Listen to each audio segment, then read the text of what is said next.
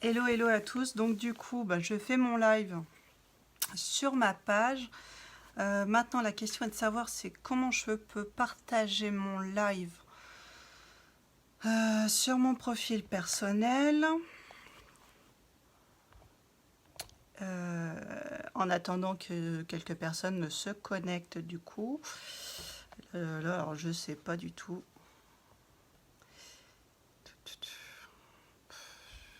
Je le partagerai après sur mon profil, c'est pas grave. Alors, du coup, rebonjour. Du coup, j'espère que vous allez bien. Je commence dans quelques instants. Le temps que quelques personnes se connectent. Et là, je ne sais pas, à moins de les identifier, ça sera peut-être aussi simple. Enfin, je ne sais pas. Moi, je ne sais même pas comment, quand j'ai que mon téléphone pour identifier. Ah, c'est pas mal ça. D'accord. On peut mettre la lumière.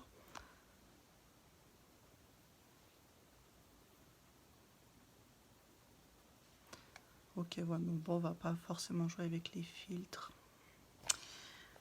Alors, prévoyez 15 minutes pour ce live, tout simplement. Alors, la zone de confort, qu'est-ce que c'est?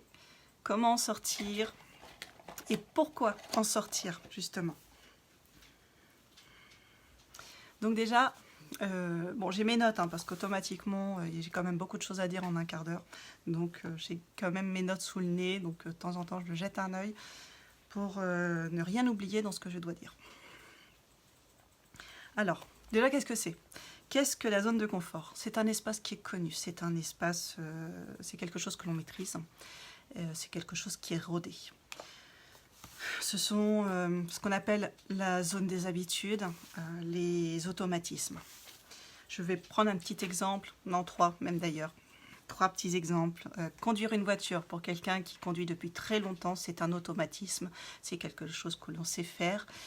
Donc dans ces cas-là, on est dans sa zone de confort. Lire un livre, s'installer dans un canapé, passer toute son après-midi à prendre un bouquin et à lire, c'est une zone de confort. Parce que c'est quelque chose qu'on aime faire. Se faire un café, pour les personnes qui boivent beaucoup de café, se faire un café, c'est un automatisme. Les contours de la zone de confort, tout simplement, changent d'une personne à l'autre, tout simplement. Je vais dire que mes contours de zone de confort vont être différents des vôtres, et vice-versa. Maintenant, lorsqu'on met un pied en dehors de cette zone de confort, on a 2 possibilités. On va dans la zone de développement, ou alors on fait des pas beaucoup trop grands, voire pour aller trop vite, trop rapidement, faire beaucoup d'un coup. Et là, après, on tombe dans une zone de panique, quand on veut faire vraiment beaucoup, un grand pas de géant d'un seul coup.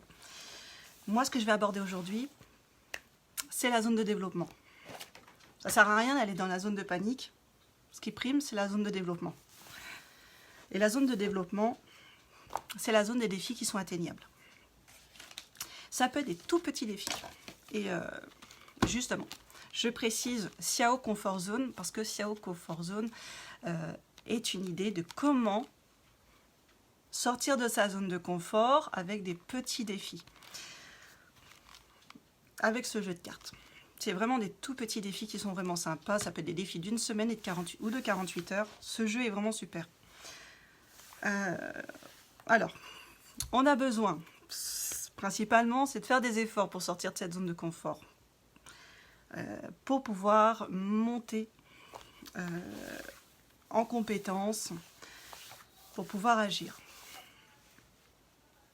Et là, on s'aperçoit qu'on a les capacités pour réussir et relever les défis. Bon, par contre, on pourrait me dire, oui, mais bon, moi, je me sens bien dans ma zone de confort. Oui, ok, tout le monde se sent bien dans sa zone de confort. C'est normal. En même temps, l'individu en lui-même est, on va dire, a des instincts naturels qui poussent à... J'ai plus le mot.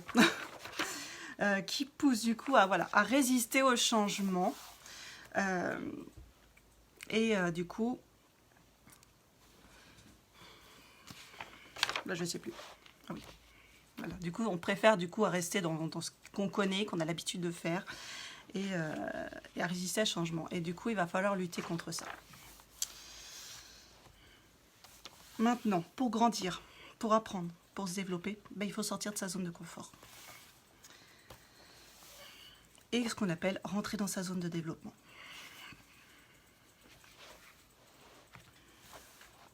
Alors du coup, la zone de développement, c'est simple. C'est une zone où on apprend facilement. Enfin, bon, je ne vais pas dire facilement, hein, mais on apprend mieux et avec plaisir. Parce que du coup, si on ose sortir de sa zone de confort, c'est qu'on a envie de le faire, tout simplement. Alors oui, j'ai prévenu que le live allait durer quand même 15 minutes. Donc n'hésitez pas, surtout si vous décidez de regarder ce live après, un peu plus tard, à un moment donné un petit peu plus opportun pour vous, n'hésitez pas à mettre un hashtag replay.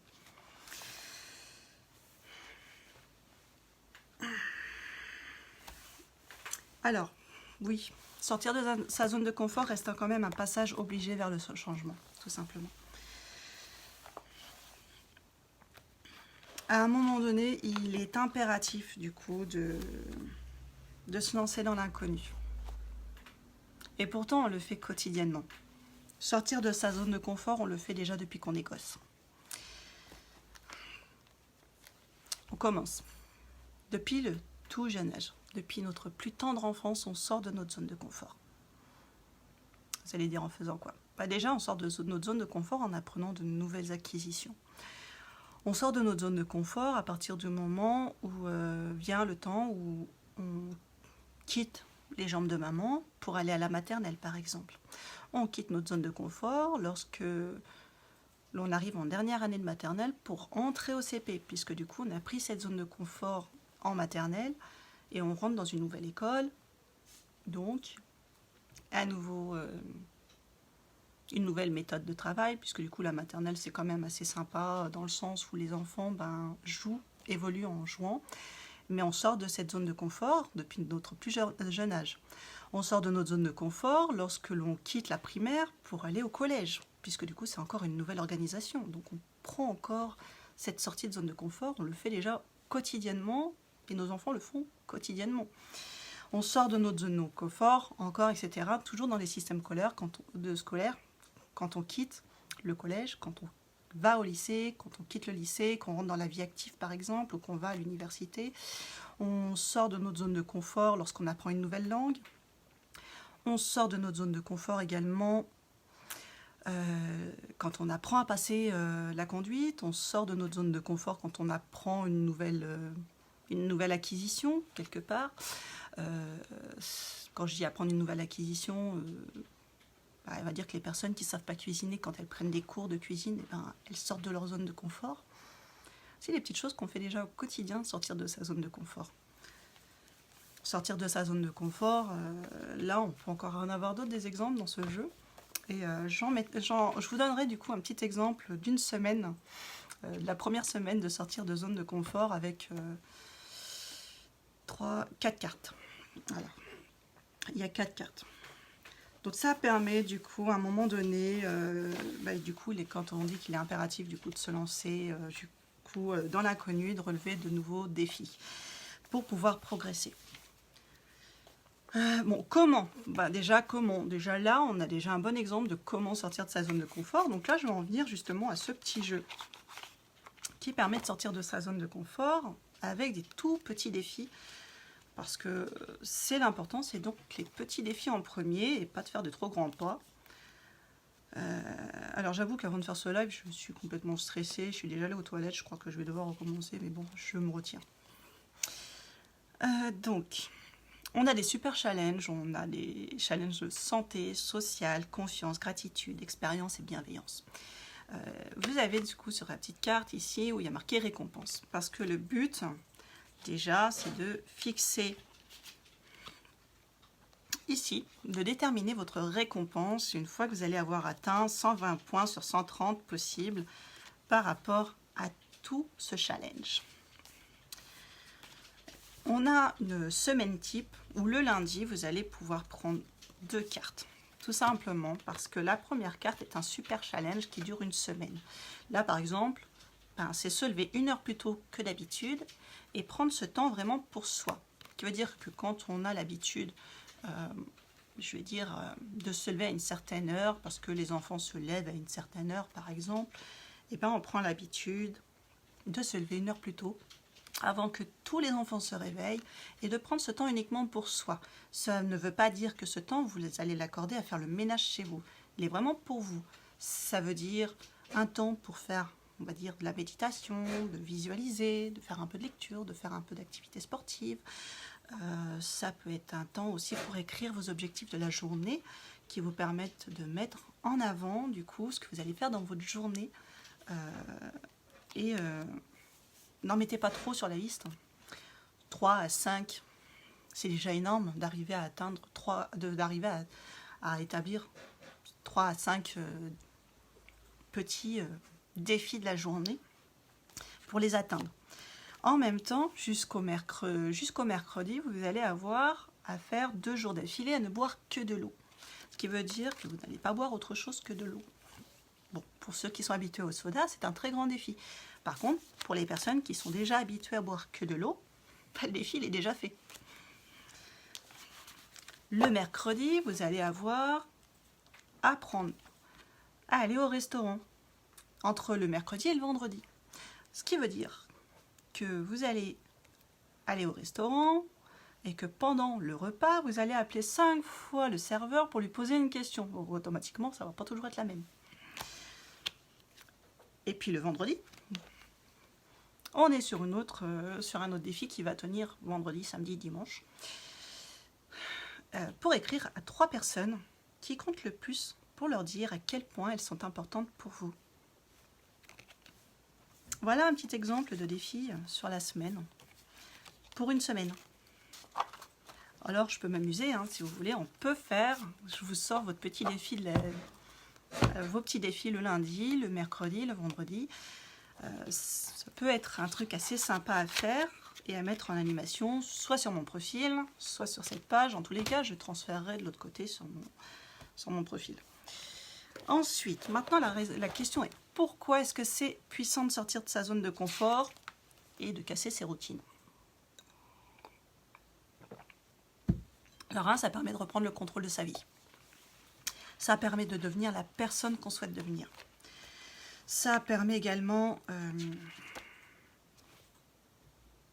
d'avoir des expériences de vie beaucoup plus riches et beaucoup plus palpitantes. Ça permet de rester motivé et de maintenir du coup la flamme dans son travail. Parce qu'à un moment donné, il faut le dire, quand on a un travail qui finit par être très routinier, on finit vite par s'en désengager, avoir moins d'intérêt pour ce travail. Parce que du coup, ce qui amène justement ce désengagement, c'est l'ennui, c'est le train-train quotidien et c'est la routine. Tout ça, ça conduit au désengagement. Ça permet également, et là c'est très important, ça permet de booster sa confiance en soi. En accumulant les petites victoires, en se prouvant à soi-même du coup qu'on est capable de réussir. Ça, c'est un très bon exemple. Moi, là, pendant 6 semaines, je suis dans des semaines avec des défis. Pour moi, le fait de faire 3 lives par semaine, c'est un défi pour moi. Mais bon, je suis devant, je le fais. Une bonne capacité à affronter, du coup, les imprévus et à s'adapter facilement. Ça permet également de se découvrir des ressources insoupçonnées et du coup d'explorer de nouvelles facettes de sa personnalité. Et ça permet de s'ouvrir aux opportunités. Alors moi je vais prendre des exemples. Quand je sors de ma zone de confort. Ma zone de confort pour moi c'est chez moi, c'est ma maison. Pourtant je suis pas à l'aise en faisant ce live. Ça se voit pas, hein. Non, je suis un petit peu en stress, faut le dire. 15 minutes de live, je trouve que ça fait beaucoup. Alors, donc pour moi, c'est un défi. Je sors de ma zone de confort tout en étant chez moi. On a plein d'exemples à l'intérieur de chez soi pour déjà sortir de sa zone de confort, rien que chez soi. Je sors de ma zone de confort, on va dire je sors de chez moi, pour moi, je sors de ma zone de confort. Je sors de ma zone de confort quand je suis en centre-ville. Je sors de ma zone de confort quand je me retrouve dans une salle avec un petit peu plus de monde. Donc je suis sortie de ma zone de confort pendant justement cette période où on était justement en groupe avec les colistiers de la mairie pour quand il y a eu la période des élections. Du coup, je sors de ma zone de confort dans ces situations parce que je ne suis pas habituée à être, on va dire, parmi un groupe de beaucoup de personnes. Ce n'est pas quelque chose sur lequel je suis habituée, mais je sors de ma zone de confort pour le faire. Mais en conclusion, je vais terminer avec les petites conclusions, mais là, automatiquement, du coup, j'ai déjà abordé un thème tout à l'heure, donc je vais pouvoir éviter l'autre page. Oser se dépasser, ça fait peur. Parce qu'automatiquement, on a peur de quoi? On a peur de l'échec, mais on a peur d'être vulnérable. Parce qu'automatiquement, on est dans un terrain inconnu. Donc, pour y arriver, il faut apprendre à ce qu'on appelle à agir malgré ses peurs. C'est pas pour rien que l'on dit qu'il faut vaincre ses peurs. Parce que du coup, ça permet justement de se dépasser, de se surpasser. Et pour vaincre ses peurs, la meilleure méthode, c'est l'action, tout simplement.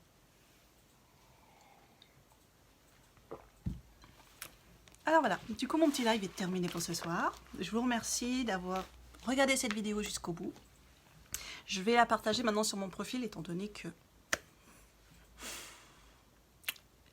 j'ai eu un bug, je ne sais pas pourquoi, mais j'ai pas pu faire mon live ce soir.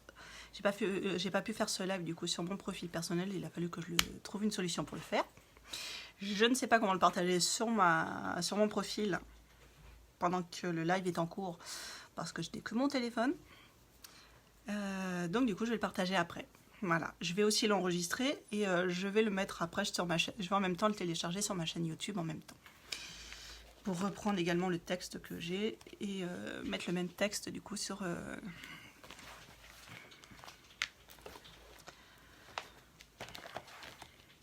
Maintenant, je vous souhaite du coup une très bonne soirée. Si vous avez aimé ce live, n'hésitez pas à mettre un hashtag génial, un hashtag replay, un hashtag merci. Et voilà. Ouais, non, j'ai rien oublié.